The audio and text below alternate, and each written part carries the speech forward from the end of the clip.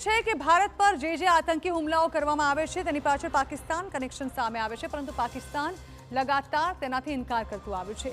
આ વખતે પહેલગામ અટેકની જે ઘટના સામે આવી ત્યારબાદ પણ પાકિસ્તાન કનેક્શનને લઈને પાકિસ્તાને ઇનકાર કર્યો, પરંતુ હવે એનઆઈએના હાથ કેટલાક પુરાવા લાગ્યા છે જે સીધા જ પાકિસ્તાન કનેક્શનનો ખુલાસો કરે છે। ગ્રાફિક્સના માધ્યમથી સમજવાની કોશિશ કરીએ કે આખરે કઈ રીતે તે ઇશારો કરે છે કે જેમાં પાકિસ્તાનની સંડોવણી હોવાનું સીધું ખુલી રહ્યું છે।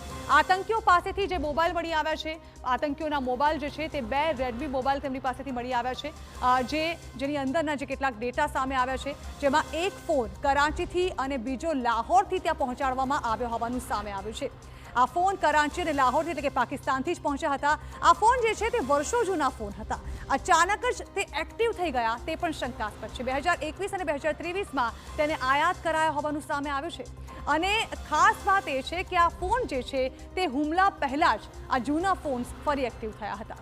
હવે બેસરન ઘાટીના પણ કેટલાક પુરાવા મળી આવ્યા છે, કારણ કે મોબાઈલમાં બેસરનનું લોકેશન જે છે તે સેવ હતું। જે ખીણ છે જેની આસપાસ આ હુમલો કરવાનો હતો તેના સ્ક્રીનશોટ્સ પણ ત્યાંથી મળી આવ્યા છે આ ફોનમાંથી। આખું કાવતરું પૂર્વ આયોજિત કાવતરું હતું અને તે આયોજનબદ્ધ રીતે કરવામાં આવ્યું હતું તેના પણ કેટલાક પુરાવાઓ છે, જેમાં 15 અને 16 એપ્રિલે આખી ઘટનાની પહેલા આ એરિયાની રેકી કરવામાં આવી હોવાના સંકેત મળી આવ્યા છે। 22 એપ્રિલે હુમલો અમલમાં મુકાયો એટલે કે તેના 5 થી 7 દિવસ પહેલા એરિયાની રેકી કરવામાં આવી, તો સાથે જ કોલ ચેટનો કોઈ ડેટા નથી, એટલે કે અગમચેતીના પગલાં પણ આતંકીઓએ લીધા છે।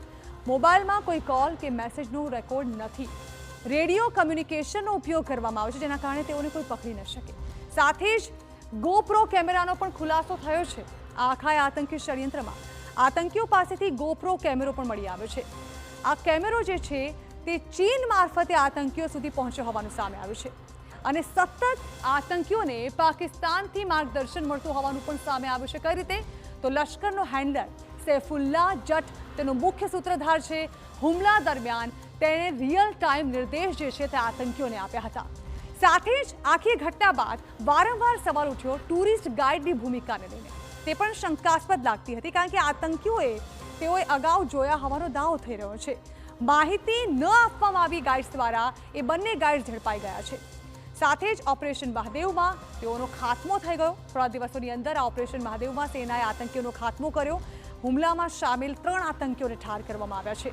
28 જુલાઈએ સુરક્ષા દળોએ મોટી સફળતા હાંસલ કરી, અને ત્યારબાદ જે ઓપરેશન સિંદૂર છે તેણે પણ પાકિસ્તાનને જડબાતોડ જવાબ આપ્યો।